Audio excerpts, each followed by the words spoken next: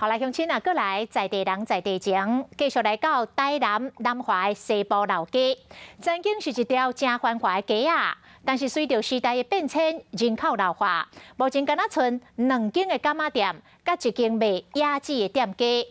这个西部国小特别伫咧老街一间进前开评估式的古厝，来展览着学生的美劳的作品，而且来演奏着音乐，希望这个西部老街会当个闹热起来。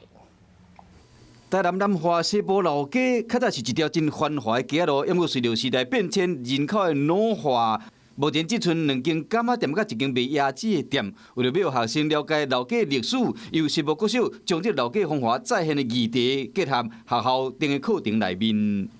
小朋友跟着我们社区的耆老来走读社区，我们发现过去30年来，西埔曾经有30种的商业行为。 西部国小为了要提升学生对社会了解，校长是利用假日带学生去老街进行调查，甲访问社区的时代，来增加学生对社区的认捌甲关怀。